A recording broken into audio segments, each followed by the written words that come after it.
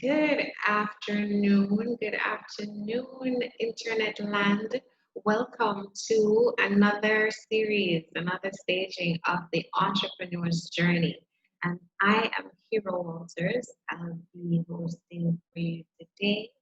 And this is JBDC's feature, The Entrepreneur's Journey, where we look at one of Jamaica's rising future icons, a business mogul, and we look at their life, we look at their journey through entrepreneurship for your benefit, for you to extract some learnings and some inspiration. And today we have one of a very humble, I should say, a very humble person, but I think a giant, behind a giant company. And the name of that company is Lifespan Company Limited. You should recognize it because you probably have been drinking the water. And I have founder and CEO Nayana Williams with me today. Welcome, Nayana. Thank you for having me, Kira. How are you doing? Good, considering, we have a lot to be thankful for. I mean, we have life, so with all the craziness that's happening, we still have to be grateful. Okay. And how is life in Portland, lovely, lovely Portland these days? Portland is nice and quiet and sunny. We have like cold weather, so yeah. All right, so Nayana, I am going to just get right into this thing.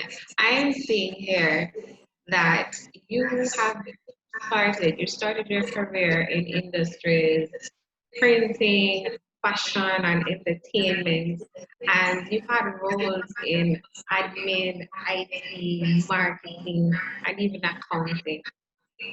This is the beginning. How did you get into becoming this entrepreneur of this big company? How did that Well, happen? I mean, it wasn't always this size. I mean,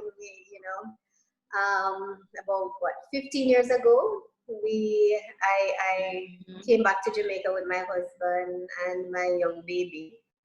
And, we moved to Portland, where my husband is originally from. And, there's absolutely no industry here in Portland. So it was a matter of, okay, so what am I going to be doing here? There's no industry. So I, did some research, look at what was available, realized that water was in abundance here in Portland. So, did my business plan and we started Lifespan. It just the business that plan was as that last one combined. Tell me about the nitty-gritty. Well, I mean, it was like, it was a long process. As a matter of fact, it took me about 2 years to actually, get to the point where we needed to start the business, because it took a lot of research. Even putting the business plan together, getting that, the brand, the image, the logo, all that stuff. I mean, that took a while. I was tasked with putting the business plan together, sourcing the equipment, while my husband was tasked with going to get the source and doing the infrastructure to start up. What we did was we pooled all our funds together, whatever savings we had, sold what we could. And then, we just basically just put everything into it and just started.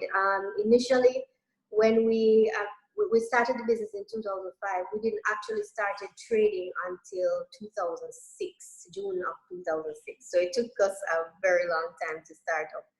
And I remembered when we went out the first day, to try and sell a case of water, that was like one of the hardest things ever, because people were like, this is new, we don't know about you, and so on. So that first day though, we sold about 10 cases. And I mean, I remember that entire week, we actually ended up selling 100 cases. We made it the product ourselves. loaded it up on our pickup trucks. Was that your first time in retail? Was that your first First time, time yeah, retailing? yeah, very first time. Okay, tell me Very the first time. truth. How was it? Was it horrible, or did you It was get it and like, it oh, was I love this? horrible. It was horrible. It was horrible. I felt so discouraged. It was horrible. I remember this one particular customer. I went to see him, so we started this thing it was every day for the first week, and then we realized, that, okay, this is gonna happen on this particular day. So we're gonna do it on the Wednesday. So we'll use it the rest of the days to make our product, and then we'll go on the road to sell it on a Wednesday. So, every Wednesday I would go to this particular customer. First month, this particular customer, and he would say, come back next week. So I would go back every week, and he would say, come back the other week. And then the fourth week, because he said, okay, I'm going to order 10 cases from you this time. So I went there, unloaded the 10 cases, and he was like, oh no, come back next week. I said, oh no, keep it, because I couldn't just take up those pieces again and put it back in the pickup. So he was like, all right, I'll just take it. And I said, you don't even have to pay me. Don't pay me. Just keep the product. And, funny enough, the next week he ordered 25 cases because they all sold out. So, it was very discouraging because I felt like, I'm not going to go anywhere with this, but I persisted. And it paid off. He's one of our major customers now. Talk about tying you out. Come back next week, come back next week. That was a good one that you pull on him though. It's like, oh no, I already unloaded them. You just keep them. So, tell me, when you started and you're there and you're trying to get this business off the ground, is it that you thought that water, like getting into the production of water was something that you had space? Because 15 years ago, I can remember there are still quite a few players who are quite known and made their stamp in Jamaican market. So what made you think that this was something that you could actually have All a right. fighting chance with? So when we were entering, there were two major players in the industry, and there were a few others as well. And one of the things that got my attention initially before we even started was I tried all of these bottled waters because I was already a avid bottled water drinker coming from the US. So I tried all of these bottled waters, and I was not satisfied. So I was saying, this can't be because this is Jamaica, and the tap water coming from the pipe tastes really good. So it couldn't be that we don't have good tasting water here in Jamaica. So, I said, okay, there's competition. I heard that the market was saturated. That's when everyone heard that we were going into the water market, bottled water market, they were like, no, this industry is saturated. You're not going to do it. But that actually encouraged me because what I looked at was the fact that there is obviously a market. If there are, the product is on the market, it's just a matter of how you present your product to the consumers. So consumers, I want to satisfy consumers. So I thought, okay, we are going to go into the market offering something that can enhance the consumer's health. And that's basically what we did. So you basically said, all right, I'm gonna come in and have a differentiator. Yeah. How did you go about? Because were you surprised when you went back and you took 25 cases from you though? I was initially, but that really kind of, when you get those one little wins, it encourages you, even though maybe all the others were not, were not promising. But then when you get that one win, it encourages you because you're saying, okay, if I can get this, then I can get more support. Why That did you is. persist with that? With one person? Because a lot of people, I probably would have give up after going and him tell me to come back the third time. I don't know if I would have gone back. Why did you persist with this one? Is it that he um, was a major distributor yeah, or he was. something? I mean, he was a beverage wholesale. I mean, that retailer. It was a beverage wholesaler, I should say. Yeah, beverage wholesaler, Mm-hmm. and that would mean that he sells a lot of beverages. So naturally, of course, I would want him to sell my product. So yeah, Right, so I right. pursued. Mhm. Okay. At that time, since you were new to retail, what were you doing? And the product itself was new on the market. What were you doing to to get it to help it get sold? Like, were you putting any support behind it at that time other than your sales, direct sales? There was no marketing. Of course, we didn't have the capital for marketing. So what we did initially, because I had some technological background, I actually built my website myself. And we also took advantage of social media. So we were in that space from very early, from the starting stage. So we were on the social media platforms and we were marketing there, utilizing the website and so on. But that was just about it. Um, And then I think word of mouth started. We also participated in a few events like health fairs and so on. so when the things started to turn and you started to feel like, okay, maybe we can actually do this, because between 2006, at 2006, we started with a 1,200 square foot facility. And by what, 2010, 2011, you're into a 9,000 square foot facility. That's like 4 or 5 years. It's not a very long time. What happened then? And when did it start to show you that it was going to change? All right. So, in like a year after we actually started trading, we were Mhm. utilizing these two pickup trucks because first it was just one pickup truck. That was my husband and I. And then Mhm. his brother joined us with his pickup truck and we started doing a little bit more. We realized that we needed a truck. So we went to the bank, and of course, the bank said, listen, we don't, they basically said we don't lend money to start up businesses. So what happened was my husband had to take a personal loan for a truck, and he got it. And so we started using that truck, and a bigger truck that's maybe 5 times what the two pickups could carry. That meant that we would have, on us, at any given time, more products to sell. So that kind of propelled us. And, we became known in Portland, and we started spreading out on the North Coast. And gradually, we realized that no, we needed more funds, we needed capital so we could expand further. That was just even more discouraging because you need capital to really grow, and that's what we did not have. So I remember, I picked up the phone after exhausting, all calls to every single bank I could talk to. I picked up the phone and I called JBDC. And I remember this lady, Miss Bent, Kareem Bent, and I was telling her Mhm. my dilemma, and I told her I felt so discouraged, and I mean, she was like, "Oh no, you know what? No, just hang in there because the JBDC is gonna get, have a financing arm soon, and you'll be able to access funds through the JBDC."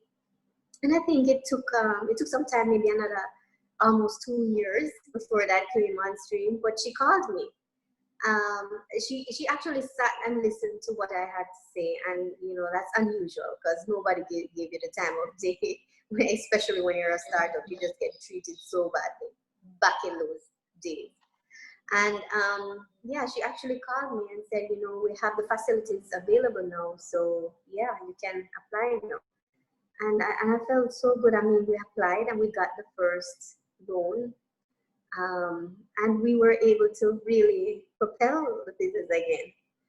Um, It took us 5 years really though to where we cut a deal with a company that assured us that we will get a certain amount of income, and so we use that funds now to as a matter of fact, we got more money from the JBDC, so we were able to build our new facility, well, the new warehouse, that is. And we just reinvested our profits into the business. So your growth was purely organic from you started. Purely Just organic. penetrate, just slowly penetrated the market space, started in Yes. Portland, spreading out across the northeast side of the island. Yeah. And you're saying that after a year of operating, you approached the bank. That was the first time you'd ever approached them, or you tried before?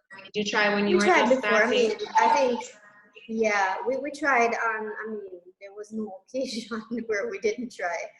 I think every year, multiple times per year, we tried to get funding through the bank, but that did not work out initially. Okay. Mm-hmm. And I'm asking this because I want to maybe create a transparent path for anyone listening to see, okay, if there is actually, say, a stage in your business when what you describe, which is bootstrapping, where you have to sell what you have to buy what you need, pull your own savings that you have and get it from whomever you know in order to start before you can get to the stage where you can access funding from the traditional financial market. So can you help me to just create that path, clarify that path? What is it that you can say you did between you bootstrapping and then when you go to the bank and say, okay, listen, we've been operating now and we need to get a truck, we need to expand because we need to improve our distribution. Can I get a truck? And they're saying no. And what they said to you, what do you need at this point in time? What is it that they said to you that you need at this point in time? Why they won't lend to you? Why? Well, at the time, we didn't have the security. They wanted collateral, which we had our home, but we just did not have a title for it at the time. So that kind of created a delay for us. There was the equipment, but of course, the really of a fact, real estate is the only, when you're a startup company, that's the only thing that the bank would look at. Okay. Yeah.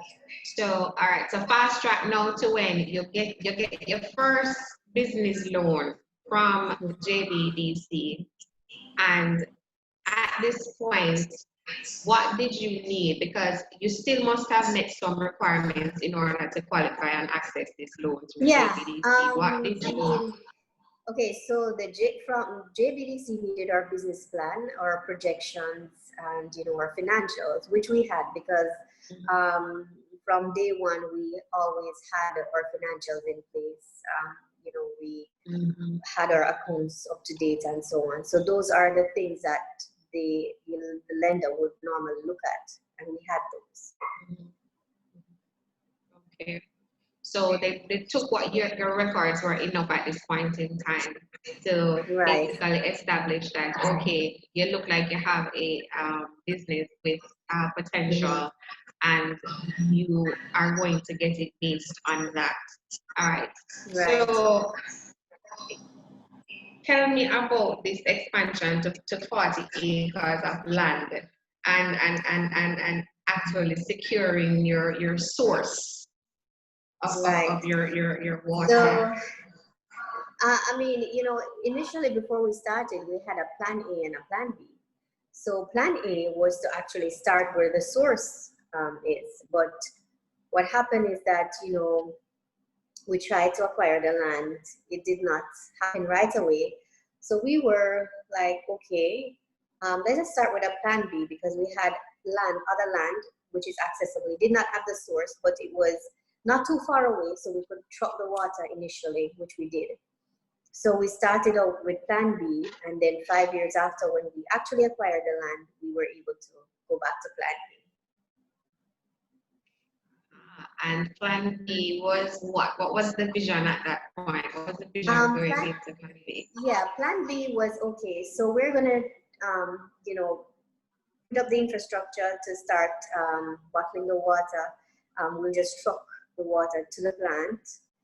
And then when plan A came about, no, we would just transfer everything and be by the source, which we did, and it actually worked out. All right. So this is no, you're 5, 6 years into the business, and you're thinking about growing. You're actually growing. What was your next major milestone? You conquered the northeast section of Jamaica. You're starting to expand. What was your next major milestone? So we realized that we could not distribute on our own, you know. So we started talking to other distributors, and so our first distributor was Good Source. Good Source, yeah, Good Source, I believe their name was.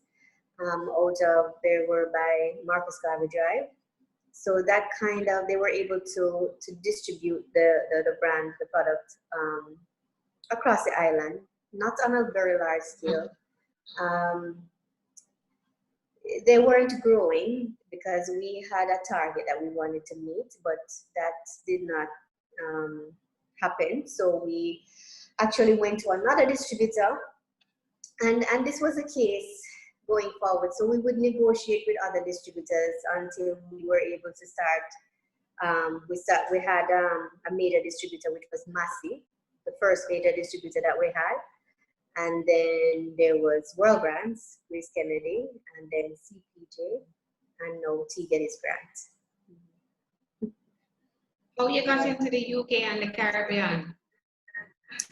All right, so we participated in Expo Jamaica, where a lot of overseas buyers would come to that expo, and where our product would be on display. So we had some interest, and of course that interest resulted in getting a buyer out of the UK and of course other Caribbean islands. Okay.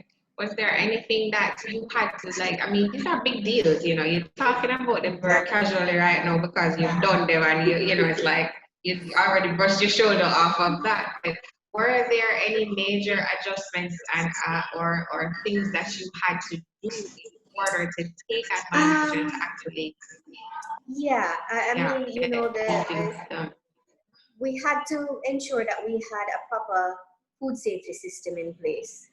So we worked with the Bureau of Standards, because they inspect our facility on a regular basis. So we had stringent measures that we had to implement, and then we had to have our production staff, trained in GMPs, that's General Manufacturing Practices. So for us, that played a huge role to ensure that what we're putting out to the consumer was safe. So doing that and having external distributor coming to look at our facility and how we operate it also encourage them to purchase our product. How easy was that transition? Because I mean, setting in, we will often speak to businesses that are growing, or when you just start a business, what it takes to operate and meet your goals is a lot different when you are at the stage where you're actually growing. And to move from just providing for a local market to an international market, it does ask you to kind of press against the seams, your seams a little bit to accommodate for that expansion. Was it smooth for you? It's like I treat those markets the exact same thing that we would do for the export market we would do here. So we already had a system, on how we would produce our product and distribute into the marketplace. So we were always big on quality. So it was not So difficult you for were us to ready. transition. We were ready. You were ready. That is so Right. important because we often say to startups that don't wait until you are looking to get into a new space or a new opportunity. Start with that in mind. Putting your systems in place, putting the processes in place from as early as possible. That means having your records, because we talked about it earlier, to Mm-hmm. access the grants, putting the loan, to put in the records, make sure you have the records in place that you can make an articulate financial position to a Right. potential lender. And then when it comes now to expand or to meet other governance requirements to take advantage of other opportunities, you can do it with a lot less difficulty than if you're making a almost complete 360 transition in terms of how you're operating. Um, Right. I've heard you mention your husband and that both of you started this business. Um, how is it that this team, how did you find that the dynamic of the two of you working together? Because sometimes the husband and wife working together, it don't really work. How did you Yeah. guys Well, manage to build a company together? I was always more of the administrative, marketing, you know, everything else, and Some, he was more of the engineer and the engineering side. So I'm busy Mhm. doing what I'm doing, and he's busy doing what he's doing. So we Yeah. really, did not uh, get in each other's way in the beginning. Yeah, In the beginning. in the beginning. Okay, and guys, Yeah. I mean, I remember coming down to the plants a few years ago when I think it was probably before or after you were getting approved or had gotten approved for the loan for maybe what would have been an inspection or a site visit. And we met both of you. And guys, they get along very well. She calls him Mr. Williams in office, and he calls her Mrs. Williams. They're quite formal. So it's You know, basically that you recognize each other's strengths and you just put yeah, yourselves in the roles and work with it.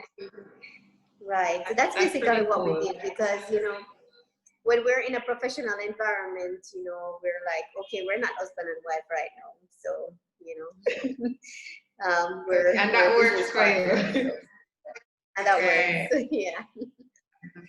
Are there any challenges that come up with it? There are. I will not sit here and say that it has always been easy because it has not been. Mm, There are challenges, but it's just a matter of how you deal with it. yeah. And it's a blessing. I'm really happy that you guys are able to present that kind of example because it is very critical to entrepreneurs that they have the support of those who are closest to them, especially a spouse. To not have a spouse on board with you if when you're just starting a venture, it can be really, really extra Yeah, difficult on that yeah. person, right? So it's great that you guys have found a way to do it together. And what I All can say, right, I got full support of Devon. Yeah, you throughout. did. Yeah, And you're supporting each other because you yeah, and I ventured support into him. it together. Yeah, The journey is yours, both of yours. That's lovely. right. All right. So I was reading somewhere that where you wrote that there were so many challenges when you started this thing, and sometimes you felt like you didn't know what you were doing. Literally feeling out of the waters in this water business. Yeah, yeah. When give me can you cite for me any pointed moment when it just felt really really like I don't know what I'm doing All and right. this just doesn't make sense. Yeah, I mean, listen, I think, the first big order that we got, And this was for 150 cases, but that was huge back in those days. It was from, a supermarket proprietor, and she ordered 150 cases, and I was so excited because this is the first big sale I would ever make. And we delivered the 150 cases. It's supposed to be a COD. She did not pay. She asked us to come back the next day. She called and said, okay, bring another 150 cases when you're coming, to collect. And of course we did that. And when we arrived there, she said, listen, I need another 150 cases, come back tomorrow. And she still didn't pay us. So of course, being so excited, of course I took the 150 cases to her the third time, and I had to ride in the truck. My husband drove the truck, and I'm basically the side person and the salesperson at the same time. And when we went there, we didn't deliver it this time. We didn't unload at all. We went in and asked for payment, and she could not pay us, or she did not want to pay us. And that was so discouraging for me, because it's like, okay, this is the most water we have ever sold. We have no money. This is money that we need to go back and buy material to go back and package our water. And for weeks we didn't get paid, and I don't even know how we got through that. To be honest, I don't recall, but we got through it. We ended up maybe after a year and a half getting paid less 20% because we had to get it collected by an external party. Wow. Yeah. So when you encounter situations like this, it is very discouraging, and you feel as if you don't even know what it is that you're doing, because you get so excited about this deal, and then this is what happens. Yeah, that was almost like a con. Yeah. Yeah, that So it's situation like, was okay. almost like she was just conning. Yeah. Conning you Right. guys. Right. What was the lesson learned from that, though? Well, and it was a huge lesson, was a huge takeaway for me, because this allowed me to consider, the type of system that we had. So we had to ensure that we can take the customer's information and ensure that we can, we qualify them to see if we're going to give them credit. Initially, like what I started doing was like, you have to purchase from me for the first 3 months before I can give you credit. And, that's basically what I started doing as it relates to that part. But that was, a huge lesson. Wow. I feel it. I was wincing over here as you said. I was like, don't tell me that after 300 cases, 450 cases, this lady is going to pull a fast one. Oh boy. Yeah. But that is the game of entrepreneurship. You learn by doing. Yeah. How big is your team now? Well, we employ over 160 persons now. Yeah, directly and indirectly. And yeah, so we moved from a staff of 3 in the beginning to now over 160. Wow. And all right, so starting from I don't know. How have you evolved from this small manager to know you have to be a leader? If you have a team of up to 160 people, you now have to become a leader. So tell me about that personally for you. How has that evolution been for you? All right. So I mean, throughout the years, the beginning years, I micromanaged basically, because first of all, we didn't have the necessary qualified staff. So what I would do is I would bring in people, and they were not necessarily qualified. I had to try my best to work with those persons. And it would mean that, you know, every issue has to come to my desk for me to resolve it, or tell them what to do to resolve it. So when it reached that point, you know, where I did not need to micromanage anymore, it was kind of a, you know, it was a process for me. So, you know, I had to learn to delegate now. And so, yeah, but I mean, it was a process. It was not a difficult, I mean, it's somewhat difficult because it's like you want things done one way and then you're seeing it be done another way. And of course, you're uncomfortable in the beginning, but then, you know, I learned to allow others to shine as well. So that's basically what I did. Now, comparing your style then to now, is it that you find training people to become what you want or hiring the people you want to be the more effective way for you? What has worked for you? So I realized that that way was not working. So now I am hiring, I mean, you know, I've been hiring qualified people. You hire what you want. Yes. You hire what you So I am no longer doing that. Okay. Because to be honest, it did not work. It was too stressful, right? Too stressful, too stressful. Having to manage so many parts. All right. Yeah. So that's one element. That's one element of the team. How, from another perspective, how did you resource and leverage the capacity of your management for the business as it grew from a 2-3 man enterprise into now a company limited that is servicing Yeah. multiple countries? So right.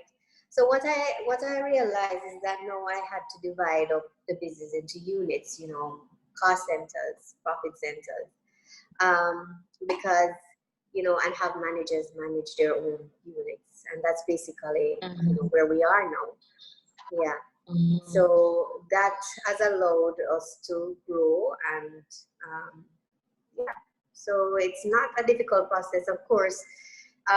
You come across gaps along the way, and what we have done is we continue to build out our systems to facilitate, you know, these and close these gaps. How did you close the gaps that you and your husband couldn't fill in terms of, I know if you have, as a limited company, you should have a board, but Yeah. did you actually have a supporting board, a board that actually functioned in helping you in that way?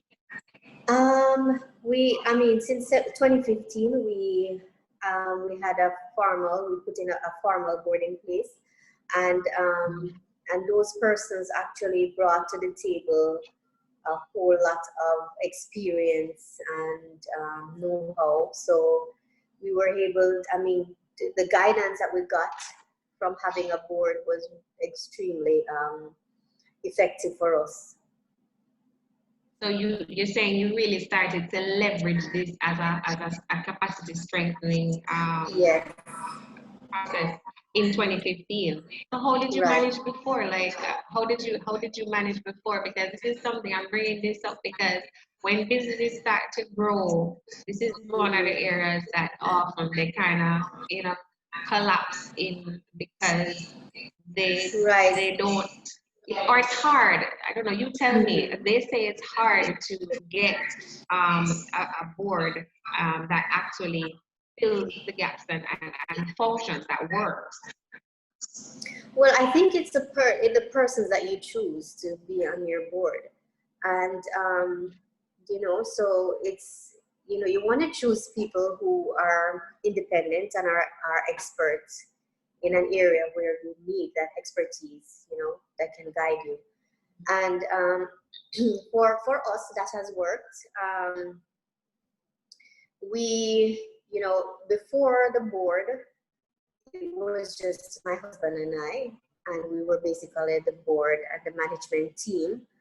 And I realized that we needed to get outside external guidance, directives. So, and this is why I actually went and ensured that we were able to put a board together. What triggered you to make that decision? When you say you realized, what were Well, the things that made you? I think, you know, as a matter of fact, again, Miss Kareem Ben from the JBDC asked me one time, asked me this question. She asked me, have you ever thought of, you know, taking the company public? And I said, yes. As a matter of fact, I think, you know, based on what we're doing, we're going to reach a point where we're going to need to even, you know, escalate our growth even more, because we've been growing organically. And I know that, you know, as a business, you know, growing slowly as we were, I mean, it was kind of rapid though. Yeah, in the sense where, yeah, but you know, we were growing, and I realized that okay, we're gonna need capital. So and that's the whole point. I know that we're going to need to expand outside of where we are. You know, at some point we're going to need to diversify, whether it means mergers and acquisitions, or you know, the diversified product portfolios. We will need to expand beyond that. So, you know, that's as always. So we're working towards that. So when that time comes, we'll be able to branch out. Okay, so you're preparing for the next chapter. Right. Okay.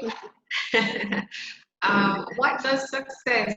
What is the ultimate vision for lifespan?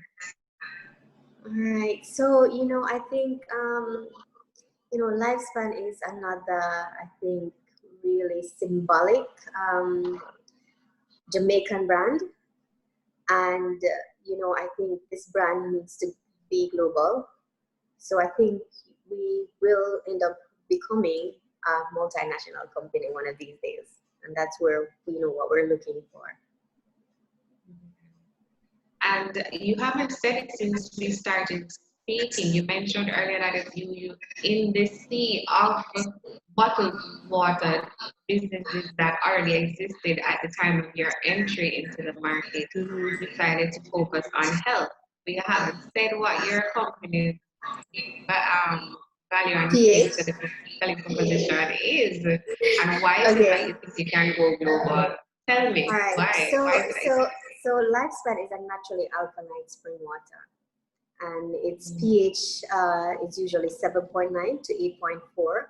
And if you look at one of our labels, you will see 7.9 on there with a small little dash. What does that mean, Nayana? And it means that on the potential for hydrogen scale, and the scale is between 0 and 14, with 7 being neutral, anything below 7 being acidic, and anything above 7 being alkaline.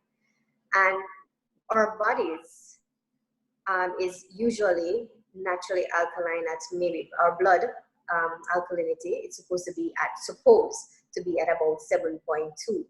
So what you want is to ensure that you keep your blood at that level. And in order to do so, you have to eat enough alkaline foods and drink enough alkaline water to neutralize those acidity in your body that you encounter on a daily basis, whether it be through the consumption of meat or, you know, those type of foods that kind of promote acidity in the body. So what we have, you know, what we're offering to consumers is a way of neutralizing that acidity in the body, because once your body is acidic, it's a breeding ground for bacteria and, you know, all kinds of disease and issues, health issues. But when you keep your body at the right pH level, it, you know, your chance of developing this disease has gone way down. And the lifespan is unique in that it actually has this water from source in Portland in its natural form. Yes. Yeah, yes. you don't have to do anything to it. No. Like it's the bees. You know, what we do, I mean, we capture that water as it comes out of the rock, because, you know, there's a stream that runs through the property, but we don't take water from the stream itself.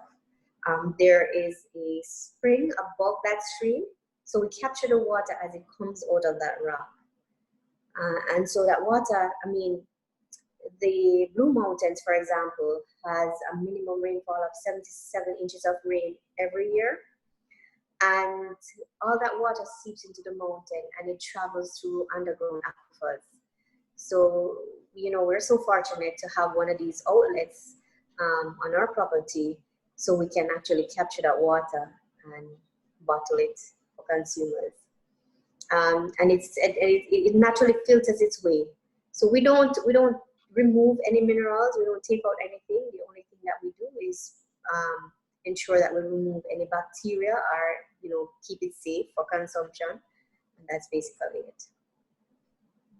As a matter of fact, Go ahead. Yeah, no, I was just saying that, you know, like we just won an international quality award. But I mean, if you haven't asked about that, would you like me to elaborate on that? Please, of course. Okay, so we have been nominated by the twice in Jamaica for the quality and standard through the JMEA by I think the National Certification Body of Jamaica. So we have been nominees in 2 years in a row. But this year we actually won the Grand Gold International Quality Award from Monday Selection, which is out of Belgium. So this award was based on the quality of the water as well as its taste and the packaging. So we actually got like the highest award, which is a Grand Gold. Yes. Wow, congratulations. And that is amongst not just Jamaica, but the entire world. Wow, that's a big deal. That's a big deal. Yeah, it's a Monday Selection, which is the International Quality Institute. Yeah. That's a big deal. Congratulations on that achievement. When did you have one? We got the award in April. As a matter of fact, we were supposed to go to Munich in May to accept our award, but that had to be canceled because of COVID-19. Yeah, that COVID. So I can safely assume that that has been one of the highlights of the journey so far. Is there any other point that you would say compares to that? Well, actually, we have, you know, we are kind of trying our best to become a sustainable company, environmentally sustainable company. So what we have done, I mean, a part of our agenda is to reduce our carbon footprint. So we, 2 years ago, we installed a PV system, which kind of, you know, that's 30% renewable energy for us. And just recently, we installed a turbine generator using LNG, which took care of the other 70%. So now we have clean energy plus renewable energy. Yeah, so we have reduced our carbon footprint by quite a lot. That is awesome. Another good reason to support lifespan with water. And it actually takes care of the question that I was going to ask you next, which is what do you have, seeing that you get your product literally from the earth, the natural resources of the country, what your views are on, you know, sustainability. So I am just so happy that you actually have not only have thought of it, but you've already implemented well on your way to being a clean company. Love that. Love that. All right. I mean, we're very supportive. I was saying we're very supportive of our community as well. So, you know, our on our agenda as well, corporate social responsibility is very big on our agenda. We subsidize, the company subsidizes a lunch program. You know, 100% lunch program for our staff here at Lifespan as well. You know, there's one, like I said it when I was introducing, I said it that I had to mention that you and your husband are two of the most humble people that anybody will ever meet. So I guess if we saw you standing anywhere at any point in time, you are the most unassuming looking people. You have no airs about you, but you've accomplished so much. Um, can you is there since you started? I know it probably has changed, but what does it mean to you now to be the owner of a company, the leader of an entity like this? Whoa, What is the you know purpose? what? Yeah. You know what? I recognize that this is my purpose. I don't think about, okay, so now I'm the owner of this company. Yeah. It doesn't really, I don't really think about that part of it, but I think about, what I can use my life to do here on this earth while I have it here. So I think that for me is the kind of driving force behind what I do. It's using it to create some meaning, Yeah, some meaningful because impact. I've always believed that whatever I do in life, I think it should make my life better and make the life of others better. So I think that's what I stand for personally. So of course the company stands for that as well. Um, love that. Um, is there is there anything that um, you would say would do differently? Is there anything that you would change I, if you you know weren't doing what, it? What would you do? I actually have no regrets. Even those times when I felt discouraged and felt like, all of those for me were lessons well learned. And I think, those experiences actually built my character and made me who I am today. You know, I think it's a learning experience along the way, and I love to learn. So yeah. Did you see yourself when you started, like, was becoming an entrepreneur something that you always knew you would do or always had a desire to do? I think, Like, yeah, because growing up, my father was a manager um, at the NWC, and every day after school, that's where I would go. So, I would sit in his office. Even when he was having meetings, I would go sit under his desk, for example. I was just so interested in what was going on. And, summer, that's where I worked as well. So it's like, that's what I did, and what I love to do. so you kind of got fell in love with being the boss, so with being a boss at that Yeah. point in time. And I wouldn't even say it's being the boss. It's just that, it's like I think, I see this, I have this vision, and, I want to just bring it to reality, and I just go after it. Yeah.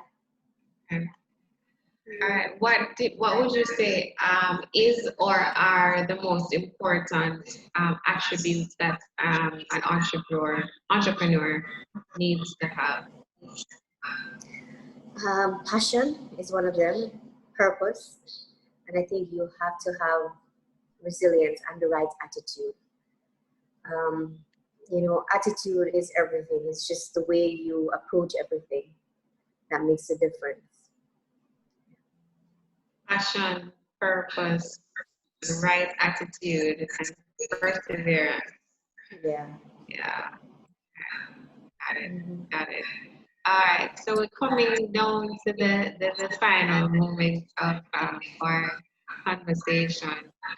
What would you like to leave as a word of um, inspiration for persons who are maybe thinking in this, whether it can be in relation to what's happening now with the challenges in Jamaica, because no one can, even if you're in an industry right now where it's bottled water, so maybe you can still continue operating to some degree. We didn't really talk much about how COVID has impacted your business and Yeah. you but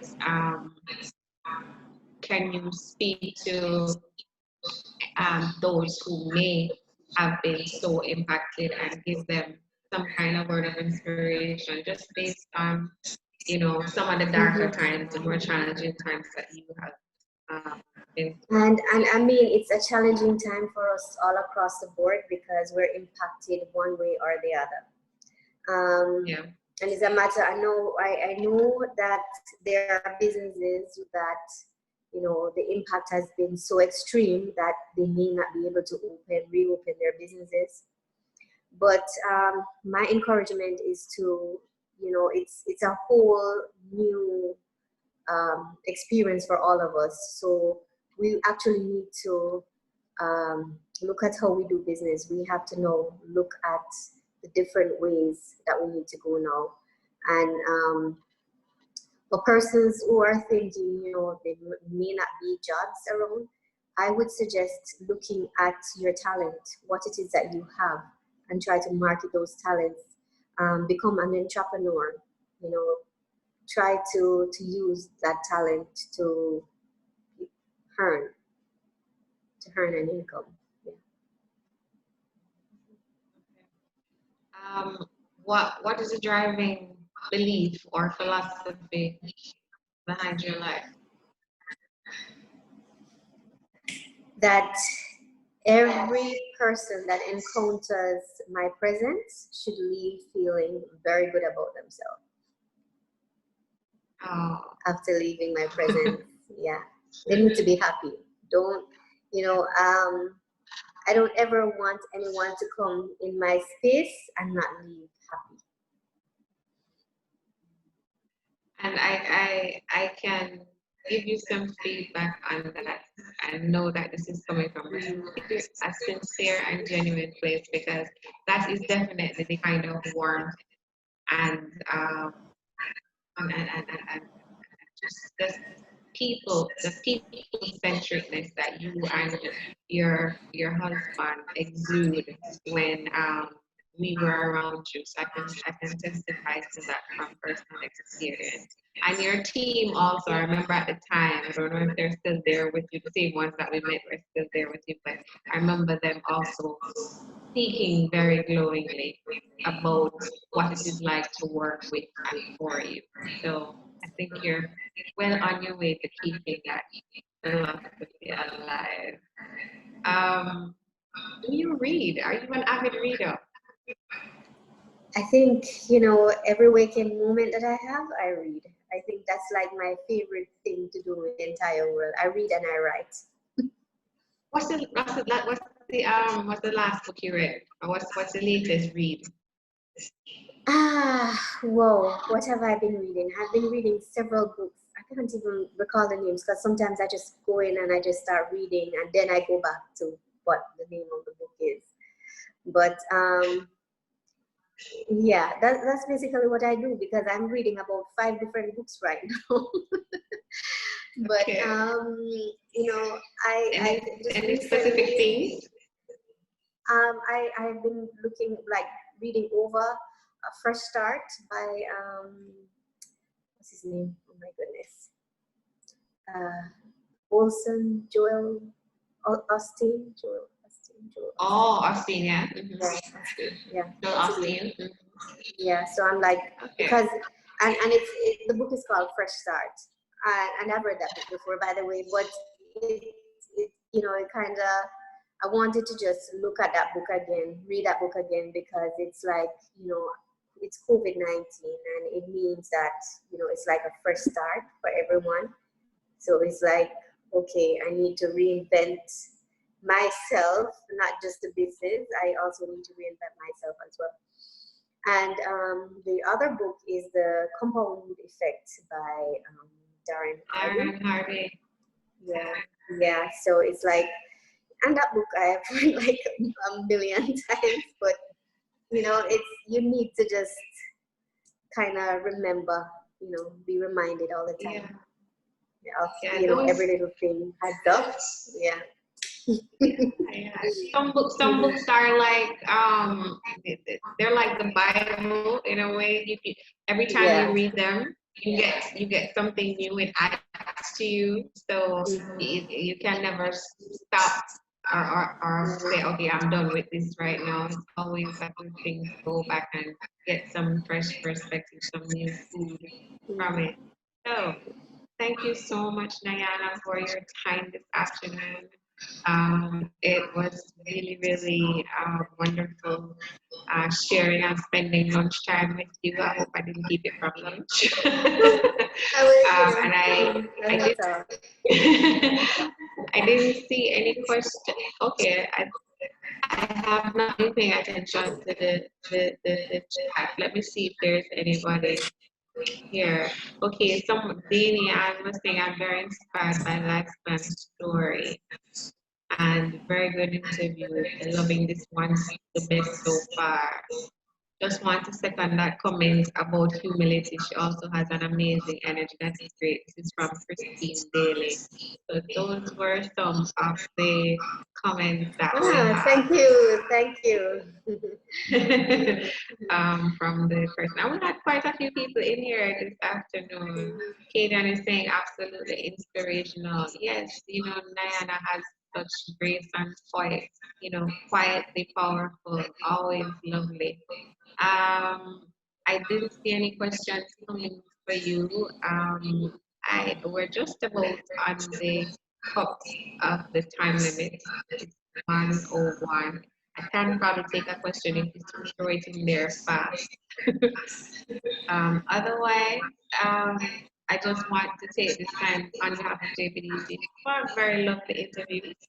I love spring lifespan spring water. That's all I buy. Always wanted to know Well, how that's they great. manage with one Yeah. bottled water coming in, also which is alkaline. So this person was saying she wants to know how you manage with more bottled water coming in the market, which is also alkaline. Mm. Well, with competition, it forces you to even raise your bar a little higher every time. So that's basically how I look at it, to just always be on top. All right. And Rochelle is saying, how do you prevent the business's disappointment and frustration from spilling over into the rest of your life? Oh, that's a good one. Whoa, and I know a lot of people have that issue, but I am one of those people who try to balance my entire life. So when it's business time, I am all business. When it's professional, like my personal time, it's all personal. So I try to separate them, and I think it's about managing your time and managing your emotions, because you have to really balance your emotions. So, and I think I've been successful in doing that. So I don't get You frustrated tell, easily. I don't. please, Nayana, please I tell us don't. how you balance your emotions. How I balance my emotions. I Then am you one of those stand on your people. head and go, I do. I actually meditate as well. Because okay. especially in this time of COVID-19, there is so much. Actually, sometimes I can see the uncertainty on people's faces, and it's discouraging too, because it's like you want to like lean towards that certainty yourself, but then you have to look at the bigger picture and say, you know I don't want to be focusing on what could happen. I don't focus on that at all. I try to focus on what I need to make happen. So I try to balance it. Some very reasonable and practical advice. I do go on my head up and go home sometimes because the stress flying around like free radicals in the air in this time. So you Yeah. really have to manage it. Thank you for that. Mhm. I see no other comments coming in, so I take it that that's it for now. And I want to thank you all for joining us here. Rochelle says, thank you. That response was very helpful. Yes, and to everyone here in the Zoom live, and if you're on, it's what, Instagram there on this time. Thank you so much for sharing this time with us on the entrepreneur's journey. It's JBDC, the JBDC program, and you can always go and check out more of these interviews there on the YouTube channel for JBDC.